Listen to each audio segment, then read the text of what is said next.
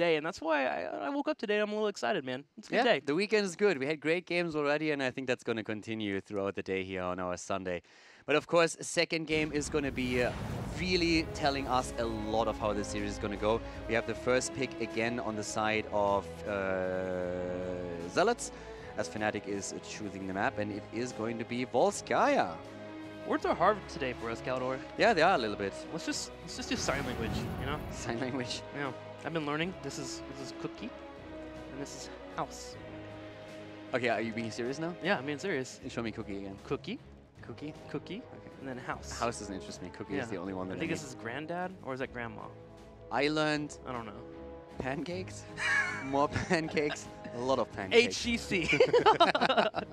All right, so going into game number 2, Volskaya Foundry. Again, another staple here now in the HGC Europe, which is something I thought I would never say if you asked me 8 weeks ago. I'd be like, nope, never going to be a staple. The buffs to the projector has really helped it become a stable map here for our teams. And again, it's all about that item control, trying to find heroes that can clear out those camps and hold those items. Fnatic is currently holding a 100% win ratio on the map. They played it twice. Once it was their choice. This is the second time that they now choose it. So 2-0 for them, and for the opponent, for the Zealots, we have a 50% track record with 4 games played. So 2 wins, 2 losses for them. Decent map for both of the teams. Fnatic a little bit more successful, but then again, small sample size on their part. So a good map for them to choose against their opponent here. And a wonderful map for a hero that we're getting a little bit more this weekend, Thrall. Earthquake is incredible on this battleground, especially around the conveyor belt. Such a big open space for you to say, no, I control this area, and if you fight, I'm going to take you out. And we talked a lot about Thrall, and I just want to throw a few numbers in. So if you watched the entire weekend, you know that we came into Friday with Thrall sitting on 0 wins and 5 losses. And since then, things have actually changed quite a bit for the War Chief. We currently have him with 6 wins and 8 losses. So a very successful weekend for Thrall. In general, for 2018, he's still at a negative win ratio, sitting at 43%, but he definitely has taken a major step to being a huge part of the meta throughout Friday and Saturday. The pros started watching my stream. I'm a Thrall god. That's exactly how that happens. I checked yesterday, dude. 80% win rate. Can confirm. Are you proud of me? I'm totally proud of you. 80% win rate with Thrall. Yeah. I'm a legend. I'm a Thunder god. You are a legend, but not for the reason that you think. I'm a mini Thor. Just not with the muscles at all. He's got the muscles. I'm the fluffy Thor. I'm the fluffy Thor. I'm the fluffy Thor that the world needs. I'll carry that hammer, but I hope it's not too heavy. Genji and Tracer banned out. No mobility whatsoever for either of these teams. But this leaves Medivh open. I think we still have the Warhammer here, don't we? Like Do we? Doomhammer? Yeah, the one that like actually like destroyed your shoulder because you carried it for like 10 minutes to do that Dahaka video. Yeah. Those were good times. That hurt. That thing is heavy. But okay, so Hanzo is going to be our first pick here on the map once again. And let's see how Fnatic reacts to this right now. I really just want to see Smexy again on Stukov. I'm so impressed by his Stukov play. He is completely dominating on the hero. And as much as I enjoy watching Shat on Admiral Gonzalez, I still want to see how far Smexy can actually go. Screw that, I want more Karazim, dude. He was delivering punches. It's rough, right? Yeah. Karazim is also fantastic for him. We saw it on Friday, now we see it again. And Smexy is... He seems to have a lot of fun on Karazim. Yeah. He's just all over the place. He really was, bringing the single target DPS damage. I feel like a lot of Karazims are a little too worried about maybe getting caught out of position. And that's a fair thing to be worried about, right? Like, you have to get in their face. But being able to get that extra little juice out of a Karazim is so satisfying to watch. Smexy is definitely a beast on the supports. There's no doubt about it. Like, straight up one of the, if not the best support in Europe. I think he's currently battling that spot with Zelia, but I would actually say that his hero pool is a little bit more elaborate than Zelia's.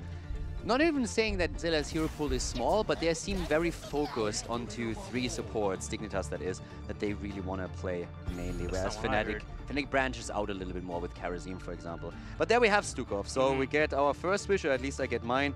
I'm going to see again how much of an impact Smexy can have with those lurking ops. And Junkrat continuing to jump up for us. We actually saw this in North America. Junkrat was first pick for a couple of matches, I believe in the Gale Force Esports match.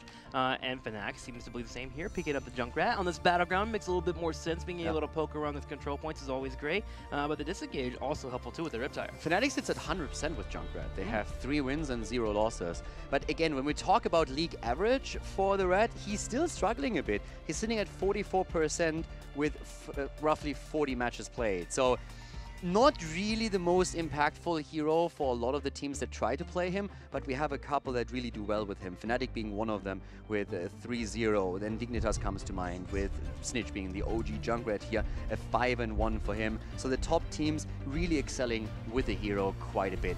Other teams, on the other hand, are very much so struggling with Junkrat. We pointed out the leftovers yesterday who played Junkrat 8 times, but they have only a single win out of those 8 games with him.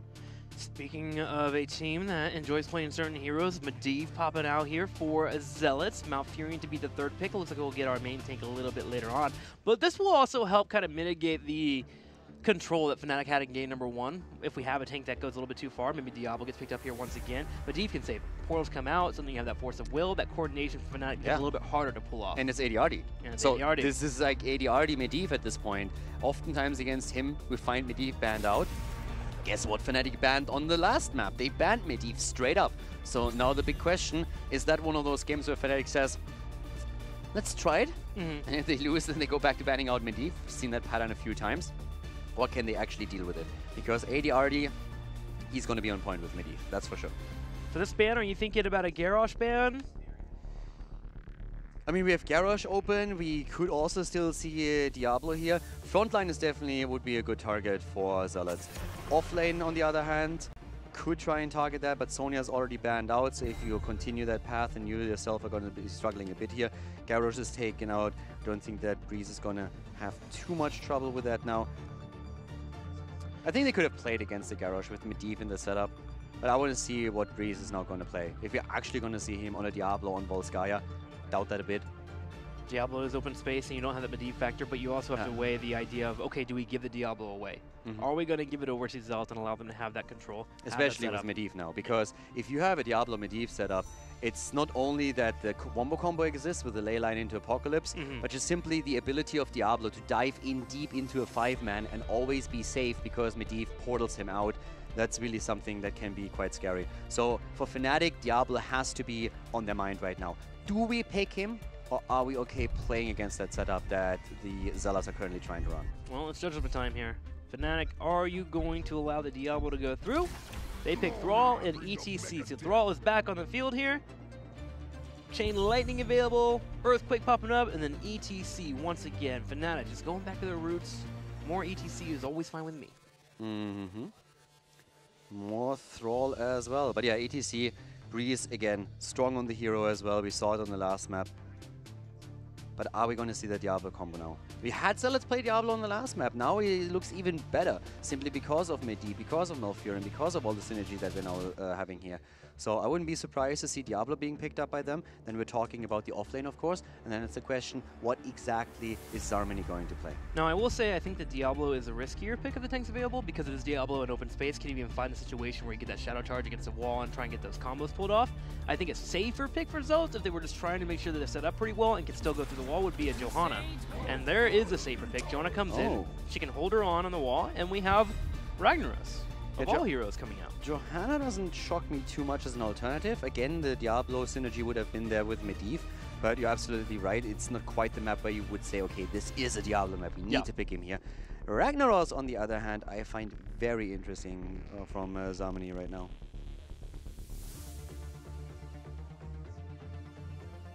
Gul'dan?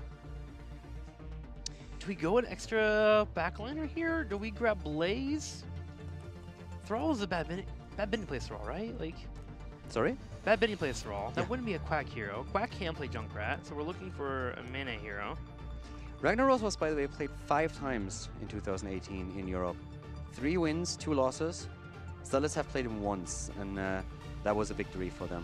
So a hero that we rarely see. He's just boring to win with, honestly. When you pick a Lava Wave and it's insta-win, it's not worth. Don't even go there, dude. Your birthday's over. Gul'dan? Okay, so here's why I want a Gul'dan. I like Gul'dan against Ragnaros. A Corruption, when he goes into a Molten Core, is invaluable. Molten Core is just like, it gets burned down so quickly. It's just like, there's one Corruption. Yeah. If you have Echoed Corruption complete and everything, it's just like, Molten Core is there, and boop, it's gone. You cast it right outside of the range for the stun, so Ragnaros can't do much about it. It burns through it pretty quickly, pretty helpful too. Also, when he comes in for the team fights, you're going to get an easy Corruption too in the Fell Flames. You at least get 2 or 3 out there. And a lot of people actually don't pick up the level 4 support talent that gives you Spell Shield in competitive play. They go for the Q builds instead, or even the regen, and so suddenly you're actually chunking him down pretty quickly. It's also just simply Earthquake, and all of a sudden you're hitting your Echoed Corruption, and I mean, there's so much that you can really talk about here. Stukov, for example, with the silence. If ETC gets a slide in, then the silence comes through. Target can't move out. Gul'dan again hits his spells. There's really a lot of synergy that we have for Fnatic, and it's a very scary setup.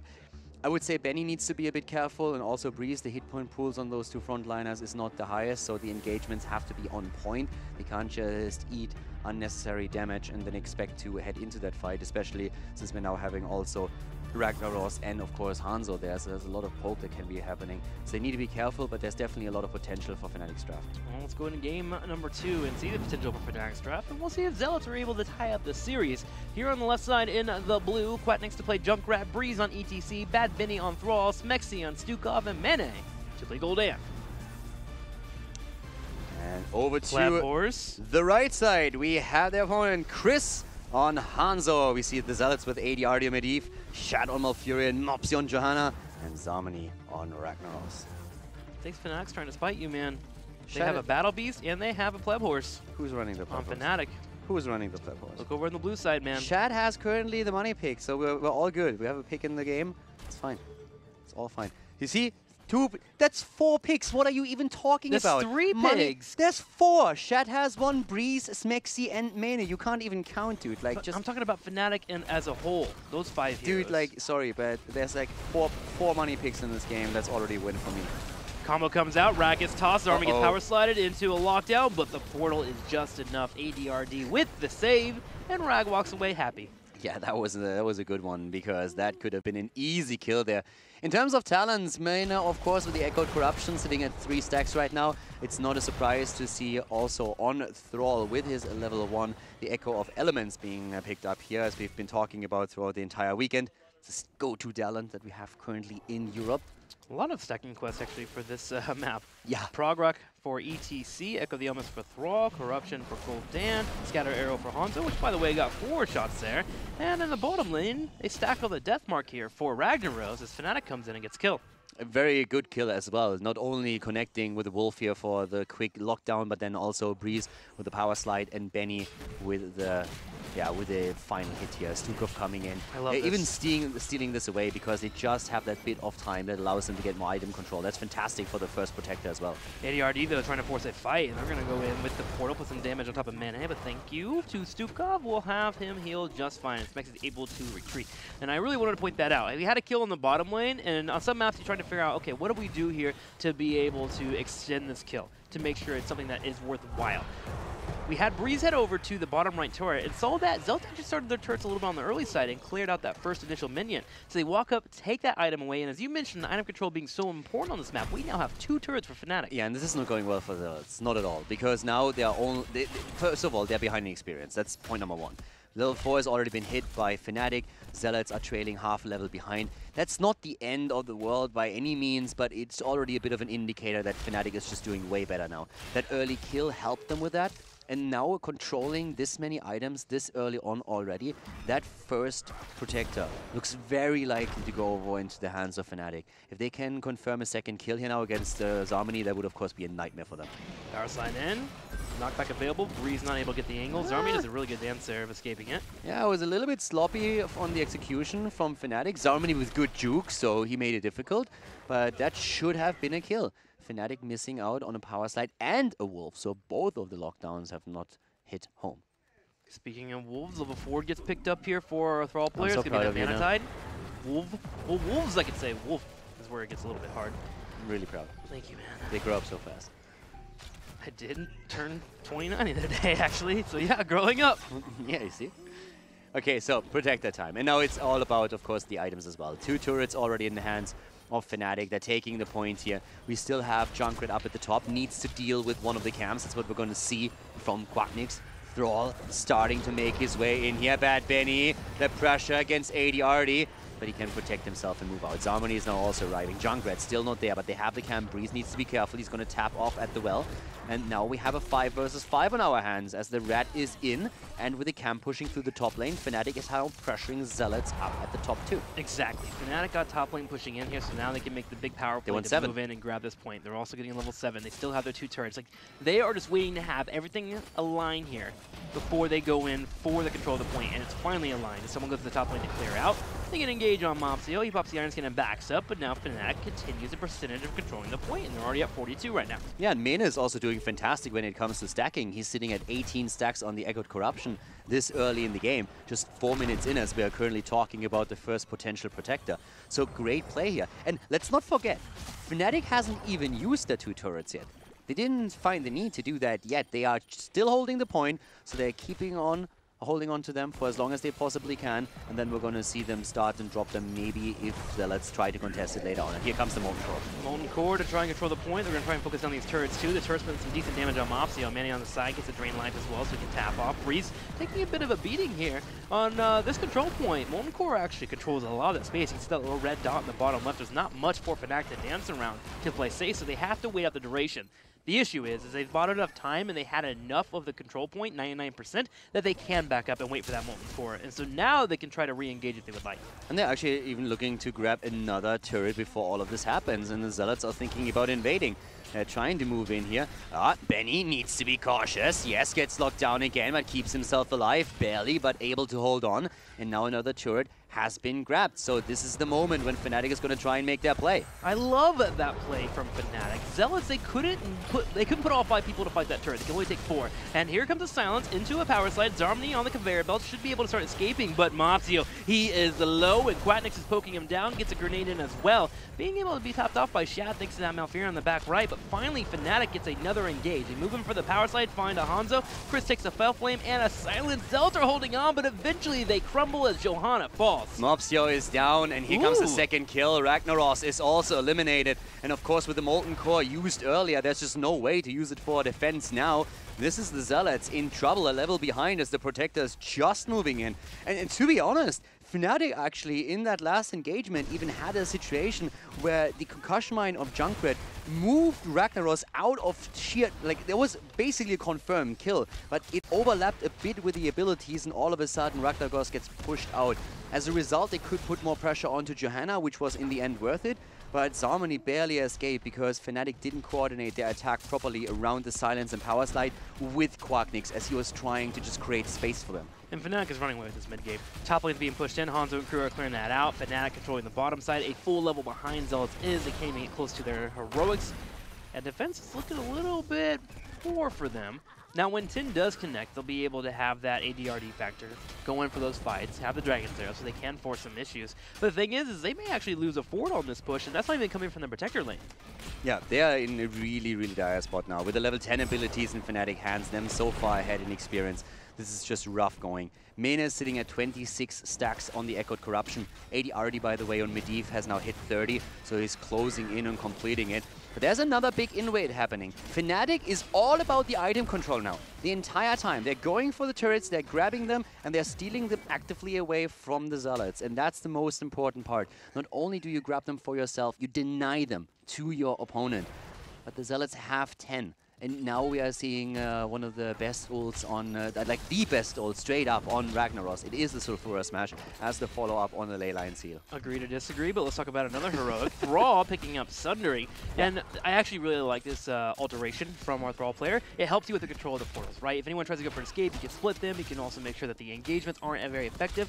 That Sundering is good against Medivh and also Major Die as a good character comp. And if you set a good Sundering up, Gul'dan can do a ton of pain if it's just moving in and dropping the Echoed Corruption. Very true. Very nice invade by the Zealots, by the way, here. Very well done here. Stealing the point away. Ragnaros even committing to the Molten Core. Here comes the pressure against Mene. He's nearly down. And Sulfura's nearly confirming the kill here, but not enough damage output as we see Johanna blown to pieces. And the healing pulse can be stolen away. So nice capture from Fnatic's side. Smexy is stupid on Stukov. Absolutely incredible. He's insane. He's insane. That was a Leyline Seal that was perfect, right for the best condemn. A 4-man Condemned to set up a Hanzo Scatter Arrow into possibly a kill as well. And he says, you know what? The only one that can follow this up and make this poor for my team is that Johanna. So he pops up, drops that massive shove, makes sure Mafia is completely away, and Fnatic is able to survive. And then on top of that, he's like, hey, Gul'dan, you want to heal? Kept him alive as well. Yes, Smexy is just, he's playing on another level these days. It's crazy. And again, I have to put his track record on Stukov out again. An 89% win ratio, 8 wins and only 1 single loss. The guy is crazy on that hero. He's currently showing Karazim game on another level.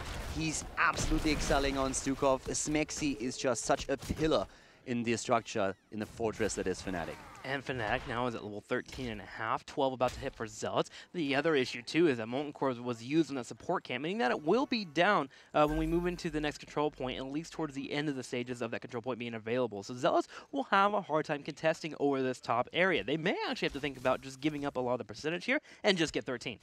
Yeah, it's definitely, it's a rough situation. And the 13 is such an important talent for Fnatic as well. First of all, we see the survivability coming in from Thrall with his Spirit Shield, his Spell Shield. But we also have now the Virulent Reaction for Smexy, and that alone allows him to make so many plays. Then we have the mic check, which is another great tool to be used, especially with the synergy that it has with loudspeakers on level 4.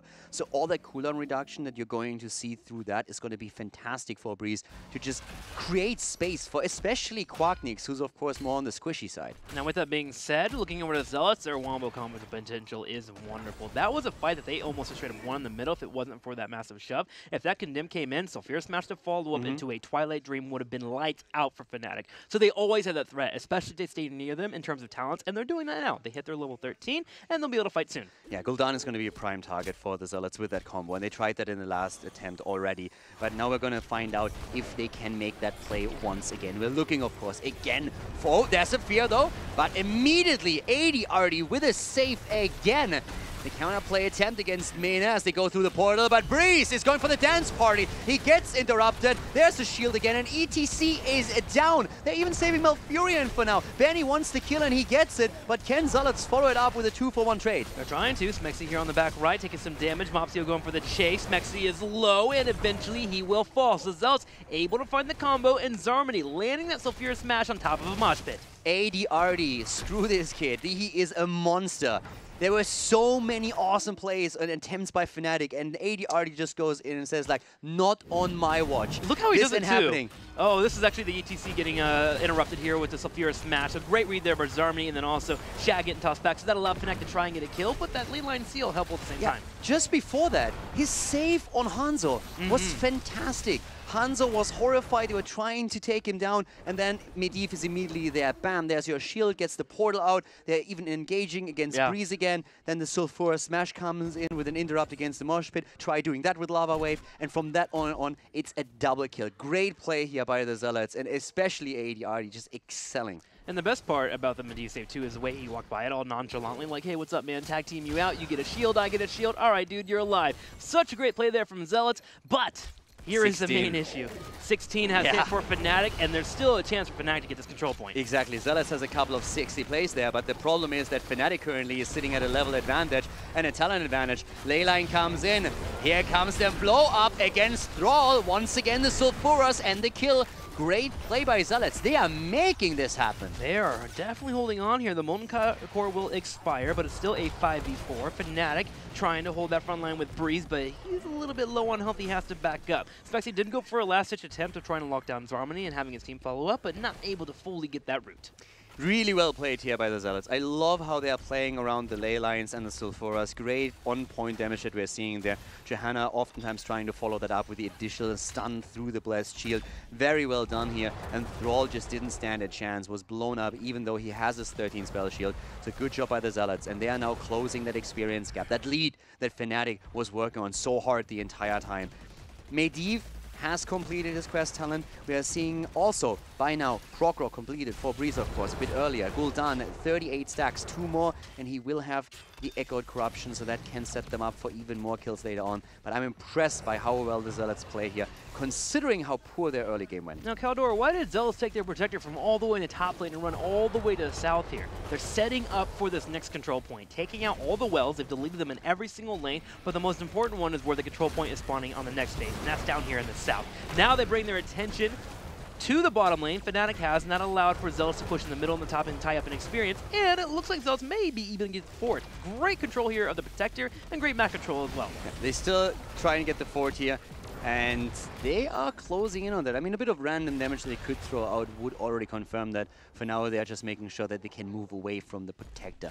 By the way, also just, Fnatic still holds onto the fountains at the top and the middle. So they still have those two. Oh, but nice. You're absolutely right. Their bot lane is going to be the important one, and that's where they focused most of their attention. So for them, this is a really good spot, as you pointed out, because they needed to do that. They themselves already lost their fort. If they neglect to push that lane out, then it's going to be a very dire situation once that negative objective fights. And they just want to make, like, even fights for them, they feel strong in those. They did well in the last few battles, and they always got their kills, so they're going to try and do the same thing again. Now, with that being said, on the next control point phase, there's a little bit more wiggle room for Fnatic to dodge out in that Molten Core. The Molten Core controls the middle and the top control point pretty well, but that conveyor belt situation on the bottom left makes it a little bit harder to land those shots. So Fnatic may be able to dance while Molten Core is up, if they find the right angle and they hang out in that bottom left part. So we'll keep an eye on that, as Zealots intend to grab some items here, grabbing the support camp to the top, while Fnatic already has a couple turrets on themselves too. Yeah.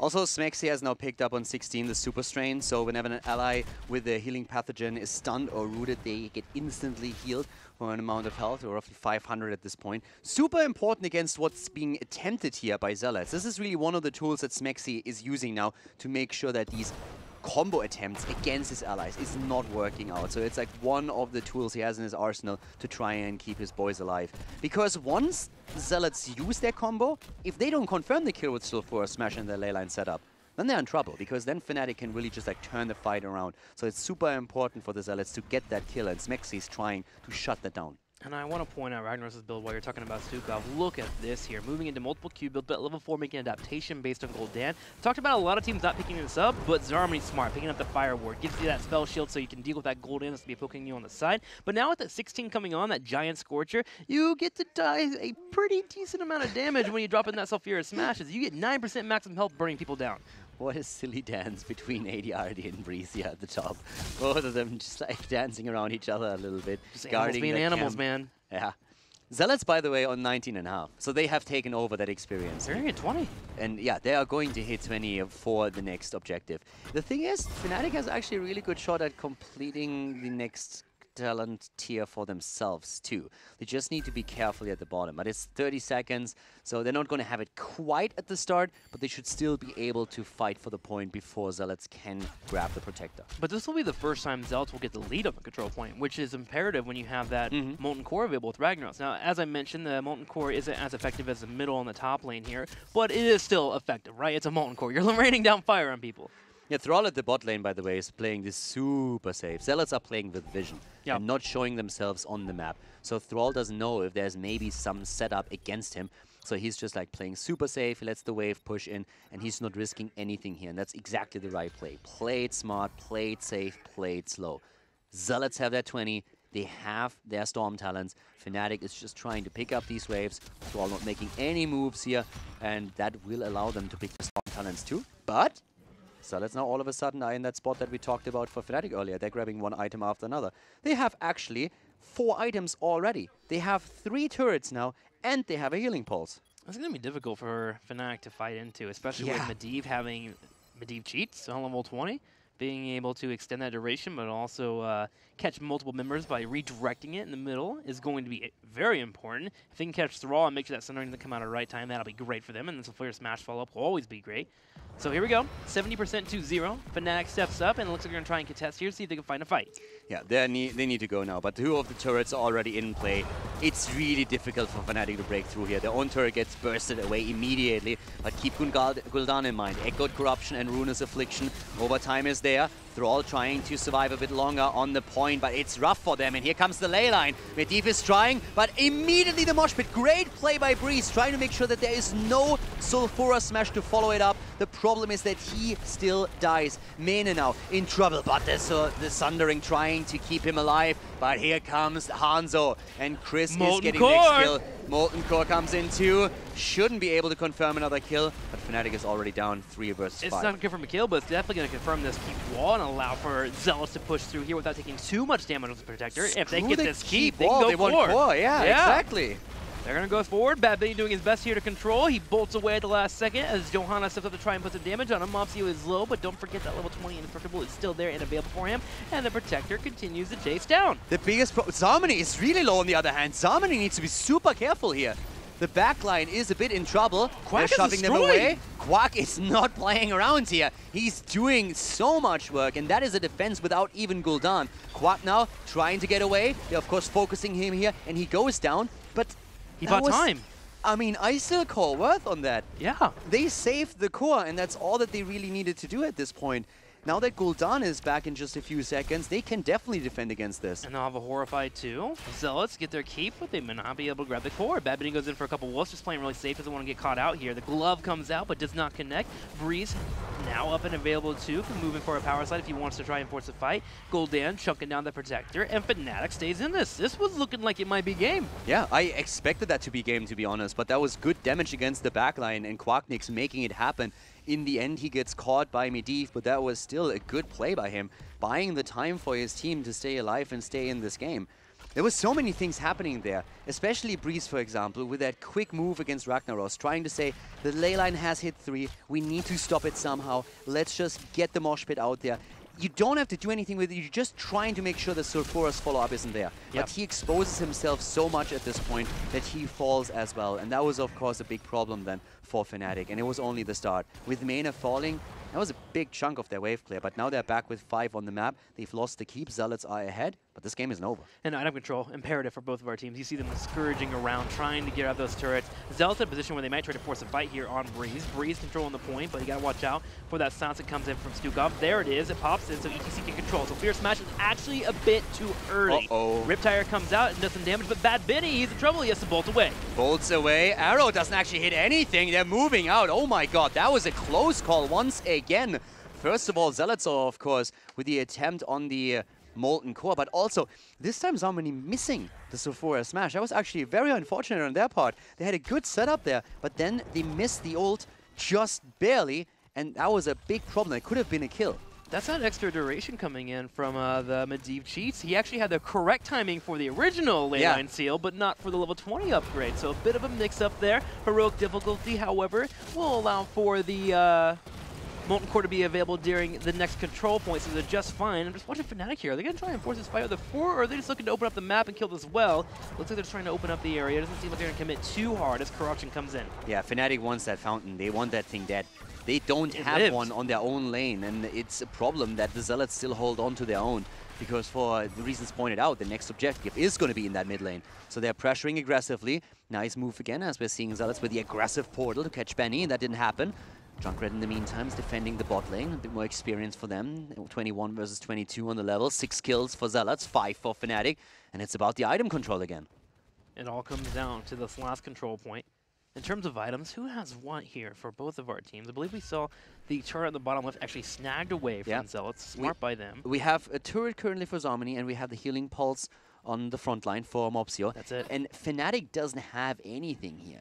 So they don't hold on to any of these yet. So again, an advantage for the Zealots. Mopsio here. Uh-oh, here comes the stun. Ragnaros is in trouble. Here comes the mosh pit. The party is starting, but Breeze needs to move out from this one. Smexy is low. Here comes the ley line. Only hitting one, and it's the one that counts. Mena is about to fall here. ETC is dead. Gul'dan is dying. And this is the double kill. The Zealots with their setup just looking so powerful in these team fights. And Molten Core is about to be up soon here. Zealots can actually go down and straight up grapple without that keeping in the game. Ooh, Sounds comes out. Malfurion gets slow thanks to a portal, though. Zealots are able to escape. And Fnatic is attempting to hold once again in a 3v5, and they actually discourage Zealots from pushing bottom lane. Yeah, Zealots can't end the game now, but the problem is they don't have to. Yeah, Protector will. It's still 38 seconds, 35 until we're seeing ETC and Gul'dan back, and you can't win that Protector on that time window. If you get one kill, then maybe, but here's already a quick portal as they're trying to move in, and Bad Benny is bolting out barely. Root? The root? They're getting the kill against Ragnaros. It's 3 versus 5. Smexy can get out. No, he cannot. He gets picked up. Zealot's able to secure their own kill. So yes, Ragnaros has been taken down. But in 10 seconds, Gul'dan will be back. So will ETC with that mosh pit. Fnatic missing a healer, but they may have a chance here to actually fight. I mean, they have to go for it, though. Yeah, that's a problem. They have to, but to be honest, they don't have their healer, but still, Ragnaros is missing. That's actually a big part of the damage output that we're seeing for Zealots. No Molten Core, no Smash. Exactly, so there is still a chance for Fnatic, which is insane, by the way. ETC also has pseudo healing with that Prog Rock. You have Thrall can sustain himself as long as Gul'dan's getting too much trouble. Fnatic can do this, and they have to. They step up, power slide on Mopsio, putting some damage on him already. A turret comes out instantly from Mopsio. Breeze needs to escape, backs up just enough. Bad Betty on the back right. Horify, as you mentioned. Chris is low. Is any more zaps available from Bad Betty? Not yet. Chris is nearly down, and in the meantime, there comes the arrow. Doesn't hit anything. The silence is hitting Gul'dan, and Mane goes down. Mane having a rough time. The entire time being attacked here, and this is the protector for the Zealots. This should be it. This has to be it. This has to be the Zealots finally cleaning out that game. Fnatic has been holding on for dear life for such a long time, but now the Zealots with 10 kills against 6 are starting to move in, and barely Thrall gets out. But a defense with only 4 without Gul'dan seems impossible. There's no way they defend this. Raggar's on the way. He has a Molten Core available, so Fierce Match once again. If anyone gets caught, they're going to be instantly deleted. ETC trying to buy some time. The Protector just goes straight for the core here. This is a 24-minute Protector, and it will start to destroy the core just by its lonesome. Riptire comes out, and they lock down ADRD. They'll get a kill, but the core, it's down to 80%. The core is falling, and the Protector's on the job, down to 50. That thing hits like a truck. It's absolutely insane. There's just no way for Fnatic to hold this, and this is game as the Zealots tie the series. We have a 1-1 on our hands. Fantastic